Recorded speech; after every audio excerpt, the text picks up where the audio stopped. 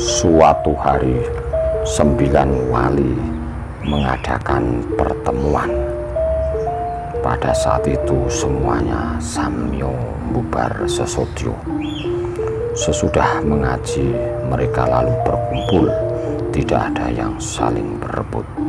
9 wali ketika berbincang-bincang bertempat di Giri Gajah. Argopuro adalah tempat istana Raja Agama. Semua wali, yaitu Kanjeng Sunan Bonang, Kanjeng Sunan Kalijogo, Kanjeng Sunan Ngampel Dento, Kanjeng Sunan Kudus, Syekh Lemah Bang, Syekh Bentong, ditanyai oleh Prabu Satmoto. Pangeran Palembang juga ditanyainya. Panembahan Maduro menghadap ke Giri Liman. Prabu Satmoto sangat gembira hatinya setelah melihat sekalian putra pengikutnya yang diundang dapat berkumpul semua. Tidak satu pun yang absen. Prabu Satmoto bersabda, "Jangan sampai ada perselisihan di antara kamu sekalian. Kamu sekalian jangan ada yang menyembunyikan sesuatu. Hendaklah semuanya berkata terus terang dalam perundingan ini." Selanjutnya Kanjeng Sunan Bonang menguraikan pengetahuan. Katanya, pada dasarnya diri kawula adalah dat, sifat, dan af'al Allah. Hal itu terasa nyata dalam diri hamba. Giliran berikutnya Kanjeng Sunan Kalijogo berkata, pada dasarnya diri kawula adalah sahadat, sedangkan nama kawula merupakan nama kekuasaan, yaitu Allah Subhanahu wa Ta'ala suksma subur yang hidup bersama alam. Kanjeng Sunan Giri juga mengungkapkan keyakinannya. Pada dasarnya diri kawula adalah iman, hidup, dan anugerah, sedangkan budi adalah kehidupan suksmo yang hidup bersama Allah. Selanjutnya Kanjeng Sunan Kudus berkata, pada dasarnya roh adalah wajib dalam iman kawula yang cahayanya bersinar bagaikan surya yang keluar dari perbowonya secara merata dan menghidupi seluruh alam.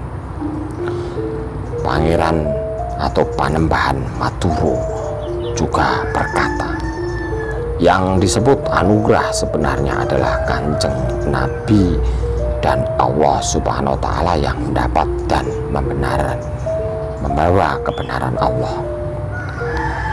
Pembicaraan berikutnya adalah Pangeran Palembang yang mengungkapkan, sesungguhnya arti diri kawula Allah Subhanahu wa Ta'ala adalah bahwa Allah Subhanahu wa Ta'ala yang berkuasa menghidupi, yang maha luhur, dan yang secara mutlak menguasai dirinya sendiri.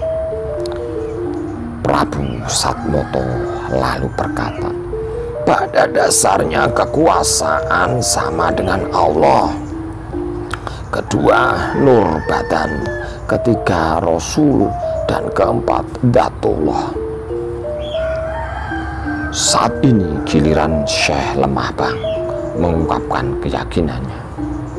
Beliau berkata, menyembah Allah Subhanahu wa Ta'ala dengan bersujud serta rukuknya pada dasarnya sama dengan Allah, baik yang menyembah maupun yang disembah.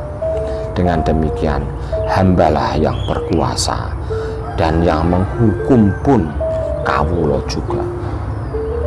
Mendengar penjelasan yang diutarakan oleh Syekh Lemah Bang, semua wali yang hadir secara serentak mengatakan bahwa Syekh Lemah Bang itu pengikut aliran Qadariyah. Penjelasannya terlalu jauh. Syekh Lemah Bang segera menjawab, biarpun jauh tetapi betul, daripada dekat tapi belum tentu kebenarannya. Inilah Allah menghendaki sesuatu yang seharusnya. Prabu Satmoto berkata, karena keyakinannya itu, Syekh Lemah Bang harus mati. Syekh Lemahbang lalu menjawab, jiwa dan raga yang menguasai adalah Allah. Semua yang dikehendaki harus terlaksana. Para wali yang mendengarkan secara serentak mengatakan, salah engkau Syekh Lemahbang bila mengaku dirimu sama dengan Allah Subhanahu wa Ta'ala, karena badanmu tidak langsung di dunia ini. Oleh sebab itu engkau dianggap salah. Demikian itulah kisah pada zaman dahulu perihal pertemuan para wali 9 dalam Ambabar Sesotjo. Para wali mengaku terus terang tanpa ada yang disembunyi-sembunyikan dalam mengungkapkan keyakinannya. Hal itu dimaksudkan agar tidak terjadi kesalahan prinsip yang berkelanjutan. Namun demikian, Syekh Lemahbang tetap pada pendiriannya semula. Maka Prabu Satmoto berkata, saat ini dapat diketahuilah keyakinan Syekh Lemahbang. Begitu pula Hande Taulanya, tentunya keyakinannya sama. Tetapi sudah jelas bahwa itu salah. Kalau keyakinan semacam Syekh Lemahbang dibiarkan hidup, maka senantiasa banyak orang yang menggampangkan agama. Akibatnya banyak orang yang berkata tanpa ada bukti kebenarannya, tidak mau berguru. Segala sesuatu yang dianggap mudah dan malu bila bertanya kepada guru. Tidak lama kemudian diadakan pertemuan lagi di masjid besar yang dihadiri oleh Syekh Maulana dan para kiai. Dalam pertemuan ini, wali yang hadir hanya 7 orang.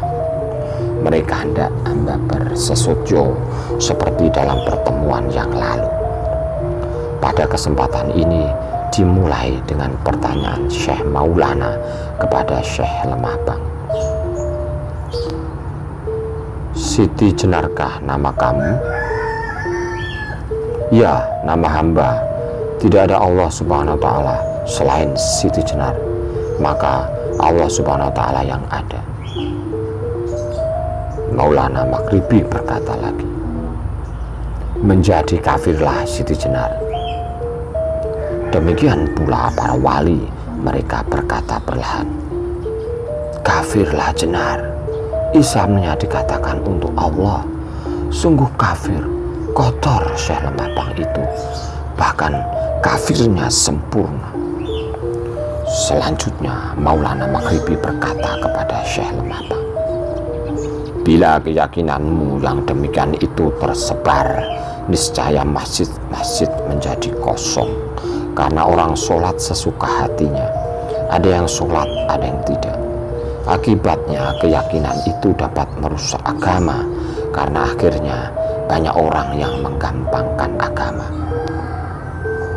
Oleh karena Syekh Lemahbang salah, maka harus dihukum dengan dipenggal lehernya.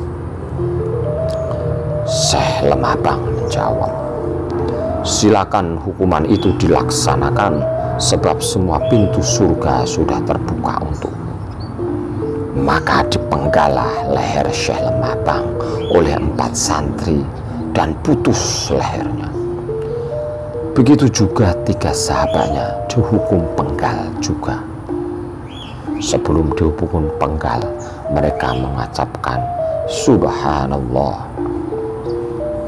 Dikisahkan ada seorang anak gembala kambing mendengar berita bahwa Syekh Lemahbang berani mati dan terkenal telah mengaku sebagai Allah.